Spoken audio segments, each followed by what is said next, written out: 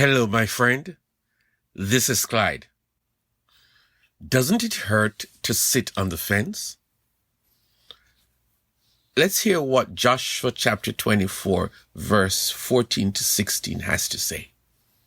Fear the Lord and serve him with integrity and faithfulness. Get rid of the gods your ancestors served on the other side of the Euphrates River and in Egypt, and serve only the Lord. But if you don't want to serve the Lord, then choose today whom you will serve. Even if you choose the gods your ancestors served on the other side of the Euphrates, or the gods of the Amorites in whose land you dwell, my family and I will still serve the Lord. Listen to this story. A man goes to see his counselor about his marriage. Things have been going bad, and he's contemplating a divorce, but he's struggling with that decision because the divorce is so final, and he wants to make sure that whatever he does, that he's doing the right thing. Should he stay in the marriage, or should he get a divorce? He's been struggling with that question for months and months. "It sounds like you're sitting on the fence, right?" asked the counselor. The man replied, "Yes, that's what it is. I'm sitting on the fence." The counselor asked him, "Doesn't it hurt to sit on the fence?" Today, I want to talk to someone who has been sitting on the fence for quite some time. I'm talking to you about your life. At first, when you got up on the fence, it was because one side of your life was not working for you, and the option was to choose the alternative. But you made a sudden stop, and now you start to weigh the pros and the cons. Should I stay here, or should I take the plunge and go to the other side? The other side seems like an attractive option, but instead, you have been straddling the fence, and you've been at it for quite some time. Sitting on the fence is supposed to be temporary, and it makes sense. Sometimes you get off the fence and you go to one side. That is like at the beginning of the year, you make some promises to yourself that you're going to do better this year than last year. You promise to go to church every Sunday. You promise to read your Bible daily. In fact, on that score, you found a program that guides you into how to read the entire Bible in 365 days. Or you promise to pray every day. In fact, you signed up with some friends to participate in the 3 weeks of prayer and fasting at your church that January. You are determined to start over, and you are doing well. Well, what do you call doing well?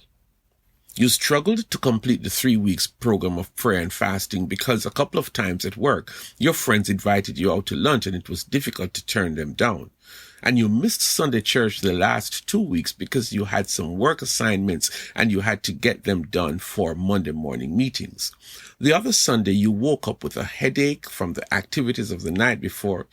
You and some friends went to dinner and you had a little too much to drink. But you've been doing well with reading your Bible, except for missing maybe about 8 days over the last 2 or 3 weeks. But you've been trying, at least, so you say. Let us stop and have an honest conversation. It is challenging and sometimes downright not fun being a Christian. Why do I have to read my Bible every day? Why can't I read it on Saturday mornings when I'm not rushing into work? As for church, I don't really find much to enjoy. Yes, the music is awesome, but it seems repetitive and fake. Everybody seems to be always happy, and I know it can't be true. I go because I'm expected to go, and besides, I serve as an usher, so I have to fulfill my obligations each Sunday. On the other hand, I love going out with my friends. We have great food and wonderful conversations. I drink a little wine with dinner, and I love to party. It clears your mind when you're out having fun. It is tough, man. Really, really tough being a Christian. So that's why you're on the fence? That is why we're talking today. The text puts it into perspective. Choose one or the other. There's no sense in sitting on the fence. There's no comfort sitting on the fence. Like the counselor asked the man, "Doesn't it hurt to sit on the fence?" You know the answer. I know the answer. We all know that the fence is not meant to sit on. Rather, it is the divide between the two options of life. On one hand, serve the Lord with gladness and enjoy yourself on the other side. Why can't you have both? Because you can't. You have to make a choice.